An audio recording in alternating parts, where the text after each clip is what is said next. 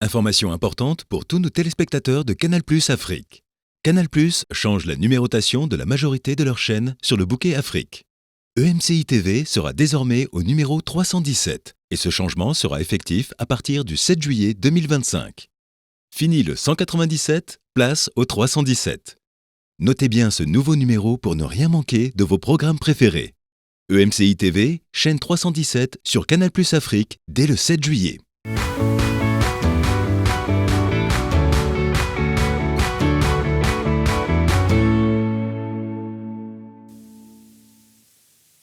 Bonjour tout le monde, bienvenue dans À table avec Annabelle et c'est parti pour une nouvelle belle et bonne semaine toute ensemble. Avant de commencer, j'ai une annonce à faire concernant le numéro de chaîne sur Canal+ Afrique. Il y a un changement dans les numérotations. Alors maintenant, si vous voulez nous retrouver, si vous voulez continuer de nous suivre sur Canal+ Afrique, vous pourrez nous retrouver au numéro 317, donc 317 à partir du 7 juillet. On compte sur vous pour faire le changement. Vous pouvez le noter quelque part parce que si vous êtes comme moi, 317, ça va vite devenir n'importe quoi comme chiffre, autre que 317, 317. Alors notez-le vous pour pouvoir passer le mot aussi. S'il y a des gens qui vous disent « Ah, c'est bizarre, je trouve plus EMCI », c'est normal, il y a eu des changements dans la numérotation. Donc maintenant, EMCI TV, c'est la chaîne 317 à partir du 7 juillet. Alors n'oubliez pas, le changement, c'est quasiment un changement d'heure, mesdames.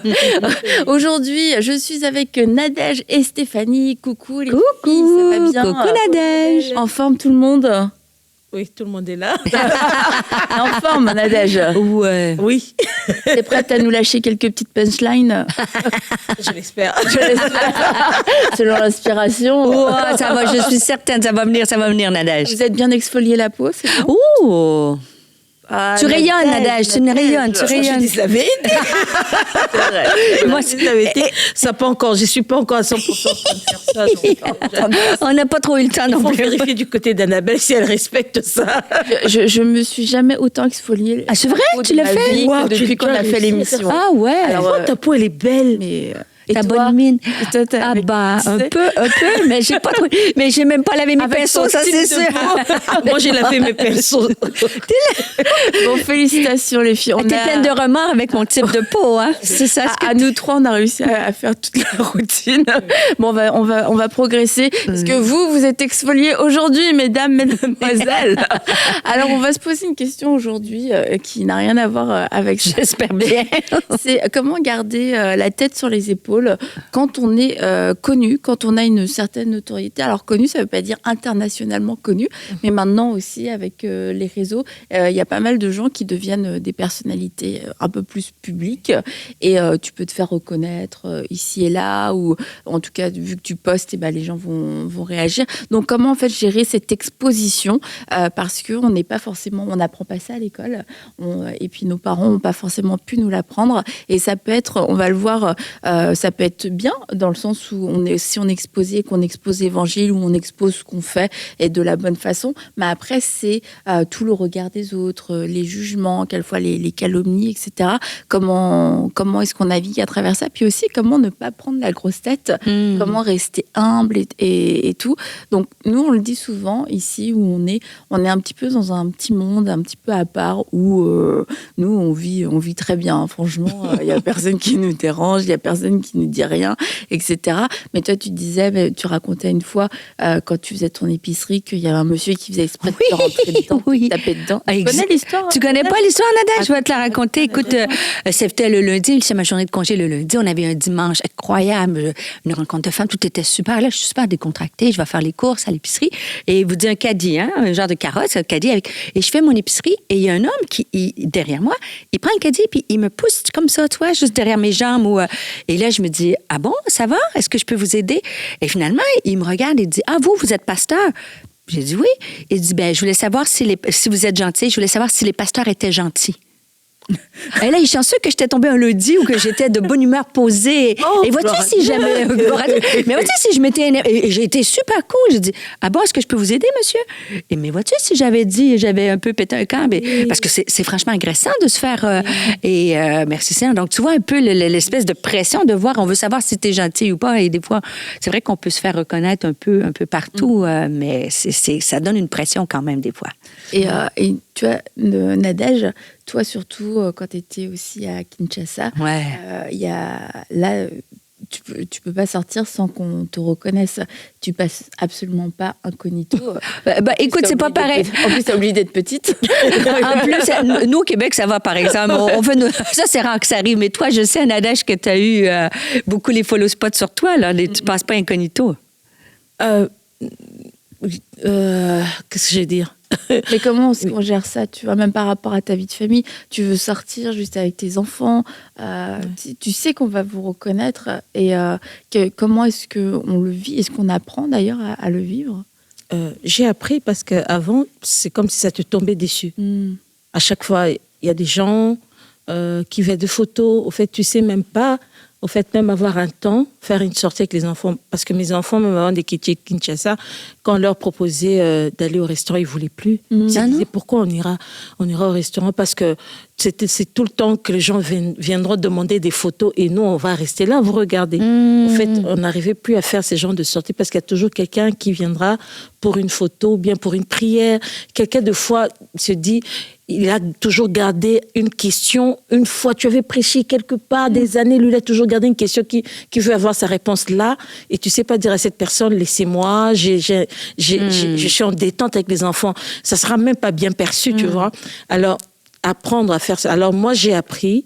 En même temps, je me suis empêchée de vivre une vie récluse, au fait, si je peux dire ça. Je me suis décidée à vivre la vie. Je vais pas, mes enfants n'attendront pas les années. On doit vivre, au fait, les années passent, le temps passe. Alors, je me suis interdit qu'on m'interdise de vivre.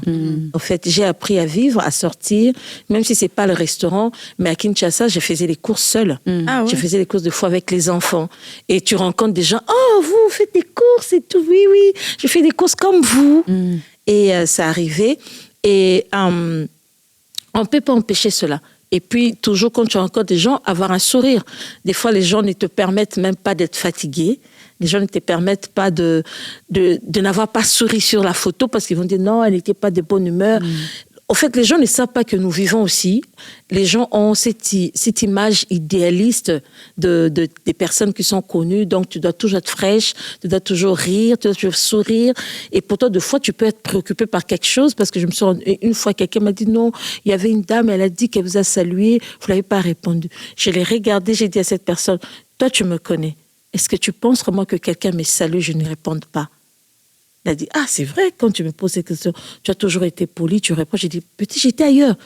Elle a dit, tu avais les yeux sur les téléphone. Voilà, j'avais des écouteurs, donc je ne peux pas entendre. Alors, les gens ne te permettent pas de vivre. Mais en même temps, bon, si tu te dis, je vais vivre, si tu rencontres les gens, tu dis bonjour. Ouais. Mais, tu fais avec, au fait, tu fais avec. Mais tu sais, moi, ça m'est arrivé, justement, les gens, des fois, comme l'église à Nouvelle-Ville, c'est beaucoup de monde, ou quand tu voyages un peu, et là, les gens, ils me saluent, puis des fois, je les reconnais pas, donc je leur dis bonjour. Et une fois, je faisais les courses, il y a une dame qui me regarde. Et j'aime faire les courses. Ouais, la dame, elle me regarde. Fait que je dis bonjour. Fait qu'elle vient me voir, elle dit, on se connaît? Donc, j'ai pas voulu prendre de charge. Moi, je dis bonjour à tout le monde, mais finalement, la dame, on se connaît? Oh non, ça va, merci. Mais habituellement, les gens, ils sont plutôt gentils quand ils viennent te voir, quand tu sais, merci, vous nous bénissez. C'est très rare que tu sais, le monsieur qui a fait ça, mais habituellement, c'est plutôt gentil pour remercier et ça fait plaisir aussi. Oui, en même temps, en fait, même quand on est fatigué, je me mets aussi à la place de toutes ces personnes qui te voient de loin, à la télé, sur les réseaux. En fait, je comprends, j'arrive à comprendre que cette personne n'a que peut-être cette occasion pour te voir. Alors, tu essaies, même quand tu es fatigué, tu prends sur toi pour échanger même quelques secondes. Mais c'est pas toujours évident. Des fois, tu croises quelqu'un dans un aéroport, toi, tu cours vers le gate. Exact. Cette personne veut tellement parler, tu lui expliques. Je sais pas rester là. Je cours parce que je n'ai que quelques minutes. Au fait, bon, tu sais pas cette personne est partie. Quelle image de toi pour dire, elle n'a pas été gentille. Mais il sait pas que tu étais en train de courir vers le gate. On se rend compte, je suis déjà en train de courir. au fait, c'est tellement compliqué. Mais on fait avec. On a fait avec. Et même quand on croise quelqu'un, toujours un mot gentil, bonjour, ça se passe. Mais des fois aussi, on n'est même pas là, au fait. Tu es vraiment préoccupé par quelque chose et ça arrive que tu peux rater peut-être de dire bonjour à quelqu'un ou bien la photo, tu fais vite fait sans peut-être avoir un sourire. Tu sais pas ce qui reste dans le cœur de cette personne. En tout cas, toutes mes excuses pour toutes ces personnes qui m'ont croisée quand j'étais ailleurs. Mais quand vraiment je pense que j'ai le temps, j'ai toujours quelques secondes à faire une photo avec quelqu'un, à rire, à partager, à donner une parole pour quelqu'un. Bah, ça bénit. Moi, j'ai croisé Nadège à Paris et on a fait une photo.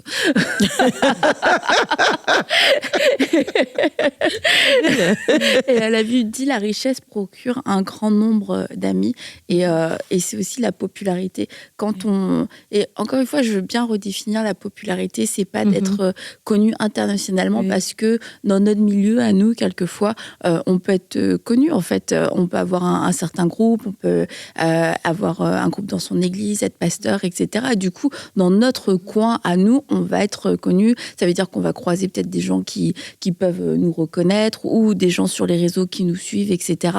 Et du coup, ça amène une vie qui est légèrement différente que quand il y a personne, on sait qu'il y a personne qui nous reconnaît et personne qui nous voit et il n'y a pas ces yeux un petit peu invisibles sur nous. Donc la Bible dit que la richesse procure un grand nombre d'amis et c'est vrai que quand on est un petit peu dans le vent, qu'on est un petit peu connu, etc., il peut y avoir beaucoup de monde qui peut venir nous voir, qui peuvent essayer de nous approcher. Alors, comment est-ce qu'on fait pour faire la différence entre les gens qui viennent avec une recherche d'opportunités et puis des gens qui peut-être veulent nous voir, mais comment est-ce qu'on arrive aussi à construire encore des vrais liens et des vraies relations quand on ne sait plus, tu vois, si ce que les gens viennent pour ce que je représente, pour ce que je peux leur apporter, ou est-ce qu'il y a un avenir entre nous? En fait, il y a toujours cette question, qu'on le veuille ou pas, même si c'est pas, tu juges pas, mais tu te poses, ça t'arrive toujours de te poser la question, cette personne s'est approchée de moi, pourquoi? Au fait, il y a toujours cette question qui se pose, est-ce que c'est approché de moi? Par rapport à quoi? Par rapport aux réseaux sociaux, par rapport au fait, tu te poses toujours cette question. Mais avec le temps, tu apprends à connaître les gens. Tu te dis non, cette personne aime ma bonne humeur. C'est ça qui l'a attiré. Ça n'a rien à voir que tu passes sur les réseaux, que tu passes à la télé. C'est ta bonne humeur qui a fait que cette personne s'approche de toi. Alors, c'est au fur et à mesure qu'on arrive à distinguer certaines choses. Parce qu'il y a des gens aussi que tu vois bien que cette personne, elle aime bien quand tu t'affiches avec elle. Quand tu fais tout le temps, elle te demande des photos. Au fait, tu voudrais bien dire à cette personne, mais on se côtoie, pourquoi tu fais tout le temps de photos? Parce que souvent, des personnes que je côtoie ne demandent même pas de photos. Au fait, le fait qu'ils soient avec toi, ils n'ont même pas cette idée de faire une photo avec toi. Souvent, ce sont les dernières personnes qui font des photos avec toi. Mais quand cette personne est avec toi, qui veut toujours s'afficher avec toi, qui veut toujours, tu peux passer à tel endroit, elle sera avec des gens. Là, tu comprends, en fait, ce n'était que ton image qu'elle veut. Mais il y a des gens qui te rencontrent, c'est ta bonne humeur, ta façon peut-être d'être avec les gens qui l'ont attiré. Au fait, il faut avoir à faire cette différence, malgré la question de savoir où on se pose. Pourquoi cette personne s'approche de moi? Mais on se rend compte, c'est pas toujours tout le monde qui s'approche de toi parce que tu passes à la télé ou tu es sur les réseaux. Les gens ont aimé, peut-être vous avez partagé un moment, c'était un partage, et cette personne a apprécié ta façon, ta manière d'être, alors cette personne s'approche. Alors, faut pas toujours mettre tout le monde ensemble. C'est vrai qu'il y a des gens qui viennent par intérêt, mais il y a d'autres aussi qui viennent seulement parce que tu es quelqu'un de bien, ils aiment bien être avec toi. Et c'est ça, cette différence. Il y a quelque chose qui s'est passé quand nous sommes allés au Kenya. Ma fille Doxa, elle a 13 ans maintenant, elle avait 11 ans. Alors, après 2 semaines au Kenya, je lui pose la question, comment tu te sens ici? C'est vraiment quelqu'un qui ne parle pas beaucoup, mais elle est plus réservée des moments, et puis elle me dit, ici à Nairobi, elle me regarde vraiment dans les yeux, elle me dit, ici à Nairobi, je suis seulement Doxa. Ça m'avait fait très mal. Je lui ai dit, pourquoi tu dis ça? Elle a dit, mais oui, je suis Doxa. Je ne suis pas la fille d'Atteinte, je ne suis pas la fille de Nadège. Je suis seulement Doxa. Dans mon école, je suis seulement Doxa. Mais à Kinshasa, que je sois à l'église, on me regarde, je suis la fille du pasteur. Que ce soit à l'école, on me regarde, je suis la fille de Nadège. Et c'est pesant. Mhm. Oh mon Dieu. Au fait, je me suis rendu compte combien c'était pesant aussi pour les enfants. Cette vie où on ne pouvait pas faire une balade tranquille, les gens, même ou bien elle peut être à l'école, elle peut réagir. Tout le monde va la juger parce qu'elle est la fille d'un tel. Alors, vraiment, ça m'avait touchée en même temps. J'ai dit, je me suis rendu compte que c'était pesant aussi pour les enfants. Les enfants aussi se sont demandé, en même temps, elle m'a dit aussi, il y a une fille, un dimanche à l'église, à l'école du dimanche, qui lui a demandé, qui est venue la voir pour lui dire, Doxa, tu veux être mon amie? Elle a dit, j'ai pas pu répondre à cette personne. Moi, j'ai dit, pourquoi? Elle m'a dit, pourquoi elle veut être mon amie? On ne devient pas ami à quelqu'un en un jour. Alors, elle est venue vers moi seulement parce que je suis la fille de Nadège et la fille d'Atom. Ça m'a fait quand même mal parce que j'ai vu combien ça fait mal aussi aux enfants. Ils se demandent, est-ce que les gens les aiment, les apprécient, ou bien ils viennent parce qu'ils sont des enfants d'eux. Et c'est toujours cette question, comme je disais, où on se pose toujours la question, est-ce que cette personne est venue pour moi? Ou bien pour la Nadège qui passe sur les réseaux, ou c'est seulement pour Nadège, tout simplement. Nadège tout court. Et ça, c'est vraiment une question qu'on se pose toujours. Mais en même temps, on peut pas s'interdire, parce que c'est pas tout le monde aussi qui vient pour les intérêts. Sinon, on risque de fermer la porte pour beaucoup. Et il y a des gens qui viennent seulement parce que elle a apprécié ta façon d'être, elle s'est approchée. Et c'est... Il ne faut pas fermer la porte. Nous, on t'aime pour ta bonne humeur et ton franc-parler, Nadège. Merci beaucoup. On t'aime tout court. Pas tout court, on t'aime tout pour Nadège tout court. On veut tout court.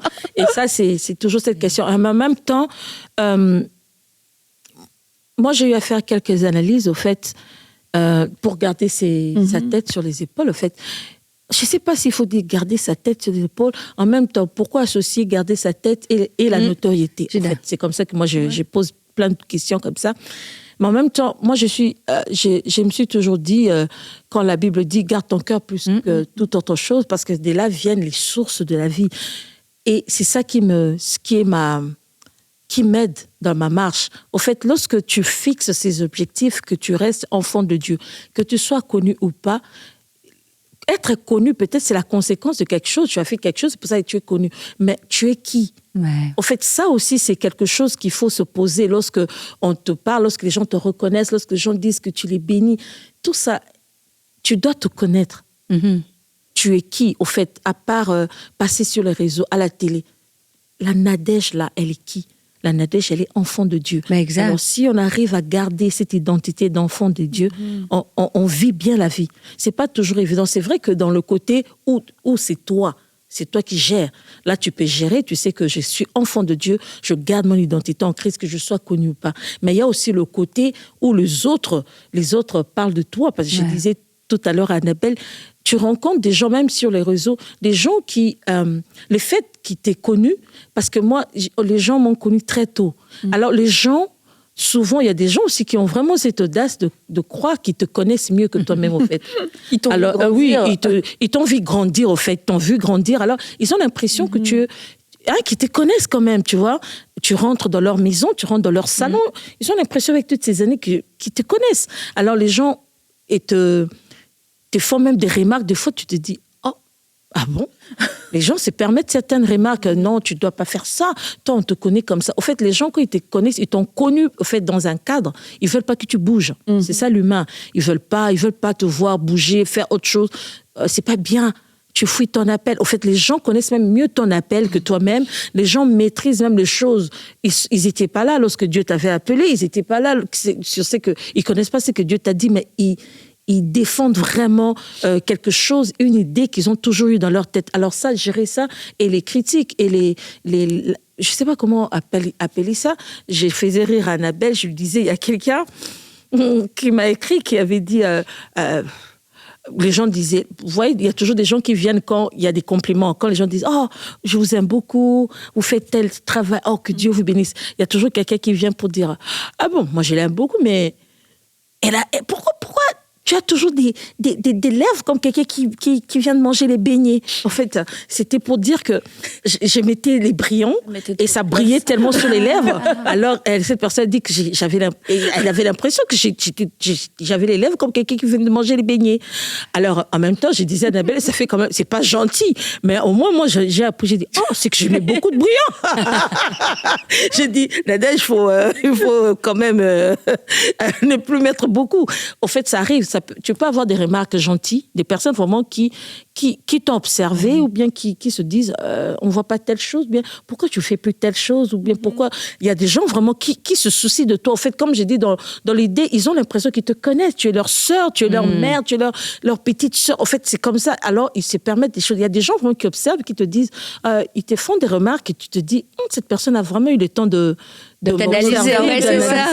Mais il y a des gens qui viennent seulement méchamment te dire un truc. Bon, c'est méchant, mais bon, que faire? C'est comment dire, c'est le revers de la médaille, au fait, de tout cela. Alors, il y a des gens qui diront des bonnes choses sur toi, il y a des gens qui diront des bonnes choses, mais c'est à toi, là où tu as la possibilité de choisir. C'est là où il y a le problème. Tu ne peux pas maîtriser tout le monde. On va parler des mauvaises choses quand même. Mais je veux juste ajouter, parce que tu sais, comment garder la tête sur les épaules, en fait, moi, je trouve ça important de dire que ce n'est pas notre fonction qui nous définit. C'est ça. C'est-à-dire que tu sois vu ou pas vu, tu as la même valeur devant Dieu. Exact. Et ça devrait être la fondation de tout le monde. Hein? Et même, tu sais, je méditais, mais je me disais, tu sais, quand Jésus a dit, j'étais nu, vous m'avez vêtu, j'étais en prison, mais vous êtes venu me visiter, puis Jésus, mais quand est-ce qu'on t'a fait ça, tu sais? Ben, quand tu l'as fait au plus petit d'entre vous. Et en fait, c'est cette notion qu'on est... Jésus se comparait à des gens qui étaient mal vêtus, à des gens qui étaient prisonniers. Donc, moi, ça a l'air, on dit psy, là, mais tu sais, t'es très spirituel, mais je pense que pour n'importe qui, le serviteur n'est pas plus grand que le maître. Et que je pense peu importe la fonction, le nombre d'expériences ou de visibilité, Jésus était un homme humble, qui lavait des pieds. C'est un classique, mais ça dit, faites ceci, vous serez heureux. Et je pense que c'est ça qu'on devrait garder. Moi, ce qui m'aide, en tout cas, c'est de dire comment Jésus... Vous savez, quand Judas, il a livré Jésus, il a fallu qu'il embrasse Jésus sur la joue pour que les gens reconnaissent qui était Jésus. Comment Jésus ne se positionnait pas en superstar, en vedette. Il était même pas... Il était même chose que tout le monde. Donc, dans le corps de Christ, tu peux avoir les yeux, c'est beau, c'est visible, mais un orteil, c'est aussi important. Donc, c'est de se garder la notion du corps de Christ. Il y a des fonctions plus visibles, mais pour Dieu, c'est tous pareil. Et on a tous besoin les uns des autres. Et moi, ça vient de ma famille. Moi, mon père était un médecin radiologiste bien connu quand même dans son milieu. Et toute ma jeunesse, tu sais, à cette époque, tu sais, le médecin, c'était comme le curé. Là, tu sais, c'était reconnu comme des... Maintenant, c'est moins ça. Et tu sais, on était très à l'aise. Et toute ma jeunesse, il m'avait dit, on savait pas qu'il était médecin. Puis là, quand j'étais jeune, j'allais à l'école, qu'est-ce qu'il fait ton père? Mais mon père, il travaille à l'hôpital. Puis c'était comme s'il travaillait, faisait le ménage. Je savais pas. Mais non, je l'ai appris comme plus tard. Donc, pour lui, mon père, il aurait pu dire, fille de médecin, comme je dis, aujourd'hui, ça ne dit rien, mais à cette époque-là. Et c'était toute ma jeunesse de dire, mon père, il n'est pas plus qu'un autre, il fait exactement. Et ça a resté. S'il était excellent au golf, on lui demandait, est-ce que tu es bon au golf? Je me débrouille, tu vois. Donc, ça, je le remercie pour cette attitude d'humilité, parce qu'en fait, peu importe ta fonction, et les gens, ça les touche quand tu restes vrai, authentique et simple, comme Jésus était. Et ça, il faut vraiment garder ça dans nos cœurs. C'est vraiment, comme je disais tout à l'heure, c'est vraiment ça, rester enfant de Dieu. Les titres, tout ça, c'est les hommes qui donnent, c'est le monde qui donne. Mais toi, tu es qui? Au fait, c'est même pas les... Je ne pense pas que c'est vraiment toujours les regards des autres, mais c'est toi-même. Toi-même. À tes propres yeux, comment tu te regardes. Parce que quand Dieu parle, il disait souvent, je pense à Saül, il disait, à tes propres yeux, tu commences déjà toi-même. Quand déjà tu changes le regard toi-même à tes propres yeux, que tu deviens, tu penses que tu deviens, je ne sais pas quoi, c'est là où le problème commence. Mais quand tu restes, parce que aussi, dans cette vie, il faut veiller tous les jours. C'est pas que, je suis à l'abri de toutes ces personnes qui sont orgueilleuses, de toutes ces personnes qui font ceci, qui font cela. Non. On se garde tous les jours. En vivant notre vie tous les jours, en étant enfant de Dieu, en écoutant, en obéissant, en arrêtant, en écoutant la parole de Dieu. Parce que la parole de Dieu te réprimande. La parole de Dieu dit, laisse telle chose. C'est comme ça, en vivant cette vie d'enfant de Dieu normale, C'est ça qui garde, au fait. Toi, tu as l'impression que tu vis ta vie tous les jours de normal. Alors, les gens s'étonnent que tu sois normal, au fait. En même temps, c'est Atoms qui aime me dire toujours ça. Ça aussi, il y a aussi un problème de fausse humilité. Les gens ne se rendent pas compte. Tu vois, quand tout le temps on te dit « Oh, tu es une bonne personne. Tu vois, toi, vraiment, on ne vous voit pas. » Parce que souvent, les choses qu'on entend, mon mari et moi, vous n'êtes pas comme tout le monde. Ah, vous êtes différents. Au fait, tu commences même à croire aussi que tu es tellement meilleur. Au fait, ça, c'est un piège aussi. C'est un piège. Les gens n'ont pas de problème. Ils te disent ce qu'ils constatent. Ils voient que vous êtes normaux. Mais toi, qu'est-ce que ça provoque chez toi? Tu penses que tu deviens meilleur plus que tout le monde? C'est comment que tu vois ça? Parce que ça aussi, c'est un piège vraiment avec lequel il faut se battre tous les jours. Et de ramener avec le fait qu'on est juste un canal. En fait, c'est Dieu qui est puissant. Nous, c'est que l'outil que Dieu utilise. C'est comme le canal. Et ça, je trouve ça important de le rappeler que c'est vraiment pas... Et tu dis veiller sur soi-même, mais moi, assez simple de nature, je pense. Et j'ai des gens autour de moi qui sont là pour le jour où je vais me prendre la tête ou que je vais... Pour te le dire. Ouais. Toujours avoir des bonnes personnes, un bon entourage. J'ai des gens particuliers des qui personnes, me disent, quand tu si fais vraiment un truc, prendre... tu te dis, c'est quoi là? C'est quoi ton problème? Les gens qui sont vraiment tellement bons avec toi. Moi, tu sais, j'étais avec toi à Paris, j'étais la dernière à sortir de la salle, prier jusqu'à la dernière. Mais tu vois, ça, c'est mon tempérament. Et le jour où j'ai des gens qui, je leur donne le droit de me dire, Steph, tu dis rien. Ces personnes aussi, ils veillent sur nous. Elles veillent sur nous, ces personnes. C'est très important. Moi, il y a un livre qui m'a beaucoup aidée. Mon mari me l'a donné à lire, je pense, on n'était pas encore mariés à cette époque. C'est un livre qui a changé ma vie. Au fait, ça l'avait bouleversé. Ce livre c'est l'apôtre Roland Dallot qui lui avait donné. Alors lui aussi, ça a tellement changé sa vie. C'est un petit livre comme ça. C'est quoi, oui? Je n'ai pas jamais retenu le nom de l'auteur, mais le titre du livre, je l'ai. On va trouver. Quand même des choses. J'ai tout fait monter. On est suspendu la télé. 3 hommes et une couronne. Ça va changer vos vies. C'est un petit livre, comme je dis là, petit. Au fait, on parle de Saül, de David et d'Absalom.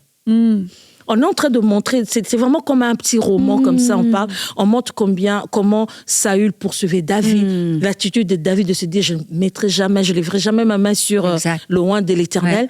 On voit comment il s'est enfoui, il n'a pas voulu, parce qu'il a été oint pour dire que je peux aussi me battre contre Saül, parce que j'ai déjà le mandat, Dieu m'a oint, donc je suis déjà le roi.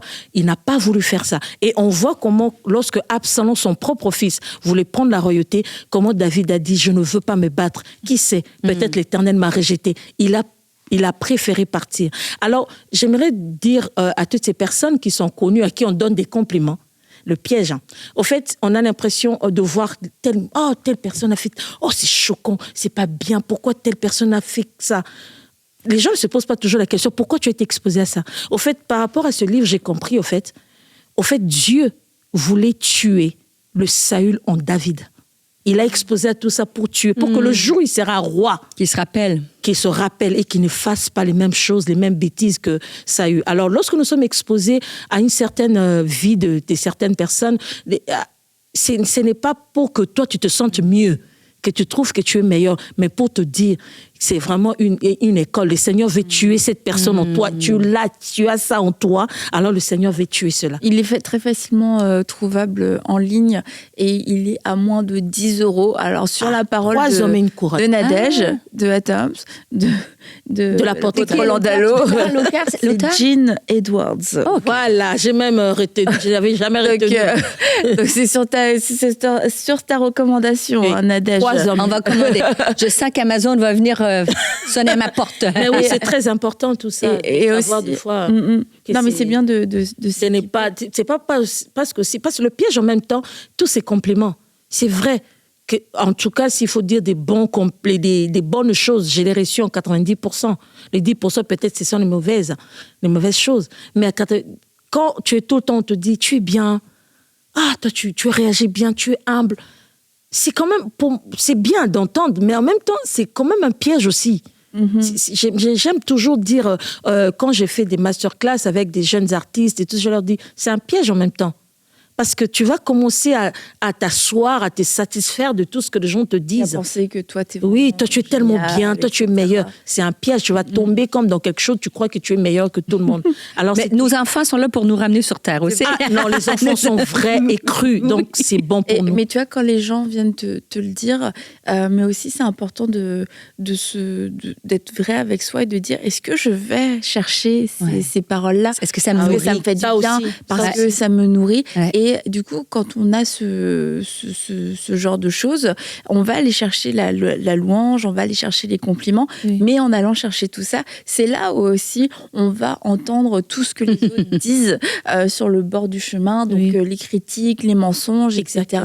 Et quelquefois, surtout quand on sert l'évangile, en fait, on ne peut pas s'arrêter au bord de la route pour se défendre de tout, pour dire non, ça c'est pas vrai, ça là, faire des communiqués, etc. pour tout et n'importe quoi. Il y a des choses, quelquefois, c'est juste faux, mais c'est pas dramatique non plus, mais il y a des personnes, c'est devenu un petit peu comme leur mandat de se défendre et de venir rétablir la vérité. Mais je crois qu'on entend beaucoup de choses si on tend beaucoup l'oreille. Bon, quelquefois, il y a des moments aussi où on n'a pas besoin de tendre l'oreille, comment il y avait eu cette histoire avec Joyce Meyer qui avait été accusée de fraude ou je sais pas quoi.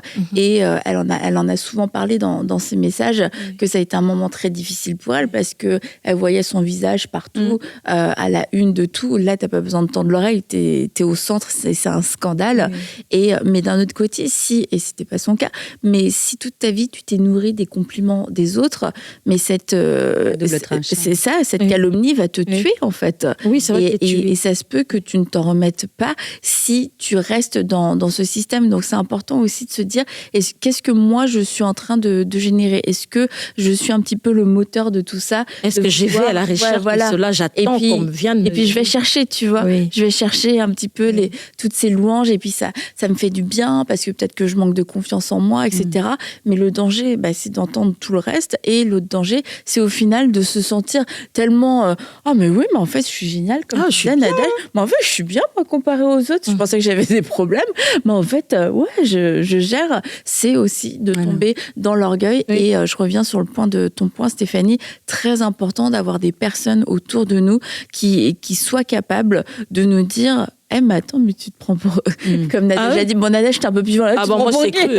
Moi, c'était cru. Tu te prends pour qui? Mais comment pour revenir un petit peu peut-être sur l'histoire de Joyce Meyer, comment est-ce qu'on peut faire pour gérer des injustices, des calomnies, des critiques, des choses qui sont dites sur nous? Qu'est-ce qu'on fait? Est-ce qu'on se tait? Est-ce qu'on répond? Moi, je pense que pour moi, ça fluctue dans le temps. Tu vois, moi, je pense que quand j'étais plus jeune, j'avais un besoin de... merci Seigneur, n'a pas trop eu, mais de justifier, de sauver la face. Et en vieillissant, c'est peut-être... on dirait que j'ai moins besoin... C'est sûr que dans son cas, c'est extrême, tu vois. Mais moi, je trouve que certaines critiques, c'est de s'arrêter et de l'analyser. C'est-à-dire, est-ce qu'il y a quelque chose de vrai dans ça? S'il y a quelque chose de vrai que j'ai attiré, Stéphanie, change.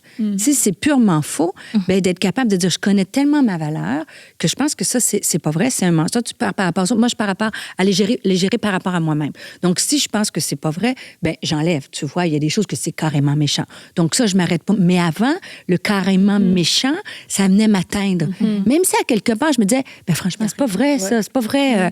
Et ça, par la grâce de Dieu, parce que moi, je suis sensible aux commentaires, honnêtement. Pendant longtemps, j'avais comme besoin, ça analysait si j'avais bien fait, si les gens... Puis plus j'avance en âge, plus la confiance en Dieu, je l'ai toujours eu, mais le plus important, est-ce que Dieu est content? Est-ce que je pense que je fais... Tu sais, sonde-moi au Dieu et dire, OK, si moi je pense... Est-ce que des fois, je peux avoir fauté, bien certain. Et des fois, la critique, c'est de la valider, puis des fois, de l'éliminer. Puis merci Seigneur, j'ai une assistante maintenant sur mes réseaux sociaux et certaines choses qui sont carrément vulgaires ou mauvaises, je les vois même pas, tu vois. Elles sont discartées, donc parce que j'ai pas besoin de ça dans mon esprit. Parce que tu sais, la Bible parle beaucoup des paroles. Les gens ils réalisent pas quand vous dites une parole méchante, ça blesse. Même peu importe notre position, visible ou pas visible, et les paroles laissent des traces. Puis il y a des fois les gens, ils vont nous dire des choses, puis ils pensent pas que ça nous atteint, mais ça nous atteint beaucoup et profondément. Et des fois, on peut arriver pour faire le ministère un peu plus, pas ébranlé, mais moins bien dans notre... Parce qu'on a entendu des mauvaises choses. Et ça, c'est dommage parce que dans le corps de Christ, ça devrait pas être ça. Si quelqu'un veut t'écrire, te dire, écoute, je trouve telle situation, moi, je pense qu'il faut être ouverte à ça, mais je voudrais dire à quelqu'un de dire, quand tu dis quelque chose de mal, peu importe à qui, ben c'est ta famille, c'est ta sœur. Donc, c'est blessant, ça laisse une trace, puis on n'est pas des robots. Donc, puis il y a des choses que c'est carrément de la pollution émotionnelle que moi, je les regarde. Ça peut être aussi les buts du diable pour Absolument. comment détruire. Ben, c'est un outil très, c'est une arme de destruction, les paroles. On peut tuer des gens avec ça. Des fois, on peut être, nous, dans des saisons difficiles, tu sais, qu'on traverse des choses, on est encore plus vulnérable. Donc, des fois, ça te prend une parole qui est juste... méchante, puis tu réalises pas que ça vient blesser. Moi, la résolution, vraiment, là, on est vraiment pareil, mon mari et moi. Pour nous, on se justifie jamais. Parce qu'on vit des vies où tu vois vraiment une histoire qui est sortie, les gens, ils font comme s'ils connaissaient. Oh non, on a des... C'est vraiment un mensonge, tu vois, du début à la fin. Alors, on s'est dit une fois, OK, ça fait mal qu'on ait inventé telle histoire sur moi, qu'on ait inventé telle histoire sur nous. On fait quoi? On va commencer à passer, à chaque fois qu'on raconte une histoire, un mensonge sur nous pour aller se justifier. Ça ne sert à rien. Est-ce que nous savons que nous servons Dieu? Alors on laisse le temps au temps. C'est Dieu qui justifie. Alors, lui et moi, vraiment, l'option, c'est ne jamais répondre. Ça, c'est vraiment nous. On répond jamais. Tu ne verras jamais passer pour aller justifier un truc. Mais jamais. On répond pas, mais on n'alimente pas. Certains sont... Moi, j'ai aucun intérêt de voir... Tu sais, je suis sur les réseaux sociaux, mais toutes ces histoires-là, je regarde pas non plus. Donc, des fois, on peut être victime aussi d'alimenter ces choses-là. Donc, des fois, ça aussi, c'est un jeu dangereux. Tu sais, juste aller voir toutes ces histoires-là. Et moi, je prends pour... Moi, en partant, l'amour ne soupçonne point le mal. Donc, tu sais, d'alimenter les ragots, les scies, de voir ce qui se passe, ça m'intéresse pas trop. Donc, par le fait même... en fait, ça sert à rien. C'est du temps perdu. À chaque fois que je dois poser un acte, je me dis toujours, est-ce que c'est bien? Est-ce que Dieu approuve? Est-ce que ce que je fais, c'est vraiment approuvé par le Seigneur? Si c'est pas bien, je laisse. Mais si je me rassure que Dieu est avec moi, en tout cas, tout ce que les gens peuvent raconter à côté, je m'en occupe pas. En tout cas, c'est comme ça. Puis aussi, tu sais, pour briser les mensonges, on a vu une vidéo récemment dans un événement il y avait Joyce Meyer avec Christine Caine, et tu étais là aussi, Nadège. Et moi, j'ai aimé parce que quand Joyce Meyer a entendu des choses de Christine Caine, elle est allée vérifier. Christine, est-ce que c'est vrai que tu es tel? Et dans le corps de Christ, ça devrait être notre première position. Au lieu de rapporter des choses, on devrait aller valider. Parce qu'on le sait très bien, tout ce qui se dit sur un réseau, c'est pas tout vrai. Hein? Donc, d'aller vérifier. Puis surtout, c'est quelqu'un qu'on connaît. Puis, je sais, mais va valider. Si c'est ta sœur, si c'est ton frère, valide avant de... Et moi, ça m'attriste beaucoup, des fois, parce qu'on peut rapporter des choses, mais on n'a même pas pris 2 minutes, faire un petit appel, dire « Hey, comment tu vas? Tu sais, j'ai entendu dire, est-ce que c'est vrai? Est-ce que t'es... » Et après ça, on arrête la calomnie parce que c'est mauvais, c'est mauvais. On devrait être en garde. Parce que en fait, on est tous dans la même équipe. Tu sais, c'est un peu comme, tu sais, quand David est arrivé sur le camp pour battre Goliath, tu vois, son propre frère lui dit, t'es rien qu'un orgueilleux, toi, tu viens juste pour... c'est fou, parce qu'en fait, c'est quand même David qui a tué Goliath, mais ils étaient tous contre un seul ennemi. Et ils étaient en train de se diviser dans le même camp. Est-ce que des choses qui sont mauvaises? C'est vrai qu'il y a des choses que des gens font mauvais, mais si c'est nos amis, on devrait valider et pas juger. Nous sommes dans la même équipe, et l'ennemi, c'est pas mon frère et ma sœur. L'ennemi, c'est celui qui veut pas que l'Évangile soit propagé et qu'on propage le plus puissant des messages. Oui, et ça, il faut faire attention. Je crois sincèrement que nous devons plus nous poser la question, de plus chercher à savoir si Dieu approuve ce qu'on s'apprête à faire. Moi, je ne pense pas... Tu as raison. C'est justifié, ça ne sert à rien parce que c'est Dieu qui justifie mieux, moi je trouve. Et j'ai les preuves que Dieu, avec le temps, Dieu justifie mieux. Alors, ça ne sert à rien d'alimenter les choses, d'aller voir, parce qu'il y a des gens, je disais à Annabelle aussi tout à l'heure, quand on raconte des choses, la personne dit que je réponds pas, mais tu vas voir des posts un peu qui font allusion. Ça sert à rien. Ça sert à rien. Ou bien moi, je peux connaître la vie de quelqu'un sur son statut. Hein. Tu vas voir quelqu'un qui écrit « Oh, on peut raconter des choses sur toi, mais Dieu reste Dieu. » Non, sincèrement, tu te dis « Mais qu'est-ce qu'il y a? Qu'est-ce qu'on raconte ?» il faut pas tomber dans ces genres de pièges.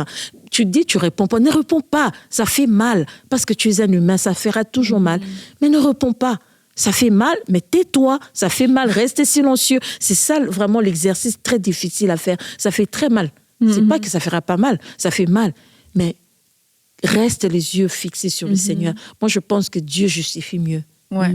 Et aussi, on va éviter de perdre du temps et de l'énergie dans certains cas. Vraiment, pas vraiment. Laissons Dieu nous justifier. Alors, on en parle parce que, comme je l'ai dit, ça peut faire partie de certaines vies. J'ai bien conscience que c'est pas forcément tout le monde qui a ce genre de combat, entre guillemets. Mais maintenant, c'est pas parce qu'on a la notoriété, c'est parce qu'on recherche. Mais si ça fait partie de notre vie, c'est important d'apprendre à la gérer, à savoir comment naviguer avec cet élément de la bonne façon pour pouvoir garder son cœur, garder un bon entourage et surtout garder les yeux sur Jésus et garder les yeux aussi sur la mission et sur l'appel sans se laisser dévier par les pressions des autres, par les pressions du succès aussi, de la réussite, parce que quelquefois on a fait quelque chose et ça a tellement bien marché et tout le monde a dit waouh, c'est génial, qu'on peut avoir peur de continuer d'avancer en se disant mais est-ce que ça va être aussi bien la prochaine fois? Faites confiance à Dieu, je vous encourage à faire confiance à Dieu. On ne poursuit absolument pas le succès, la réussite ou la notoriété, mais si ça fait partie, si ça arrive, si c'est une conséquence du plan de Dieu pour votre vie, eh bien c'est important que vous puissiez être équipé pour pas, comme l'a dit Nadège, que ça vous tombe dessus, que ce soit quelque chose que vous allez juste subir. Et quand on subit les choses, mais en général, ça fait pas ressortir le meilleur de nous-mêmes. Donc vous pouvez décider aussi de dire, ok, ça fait partie de ma vie aujourd'hui. Alors Seigneur, donne-moi la sagesse de pouvoir naviguer à travers tout ça. Donne-moi la sagesse de garder mon cœur, de ne pas tomber dans l'orgueil et de surtout continuer de te servir et de pas faire de cette notoriété mon nouveau mandat ou ma nouvelle mission, parce que c'est pas du tout l'appel qu'on a. Aucun de nous n'a cet appel sur notre vie. Et aussi, une dernière chose, c'est assurez-vous d'être connu de Dieu. Que lorsque vous allez le rencontrer, qu'il puisse dire de vous, oui, je te connais, et pas, non, je ne vous ai jamais connu. Nous voulons être d'abord connus de Dieu. Et comment être connus de Dieu? C'est en ayant une relation avec lui, en ayant une communion avec lui et en s'assurant, oui, qu'on est en train de faire ce qui lui plaît à lui, ce que lui nous a demandé de faire. Alors avant de vouloir plaire à tout le monde, de vouloir gagner le monde, passer du temps avec lui. Et on va se dire rendez-vous mercredi, je serai encore avec Nadège et Stéphanie, donc on vous dit bye bye.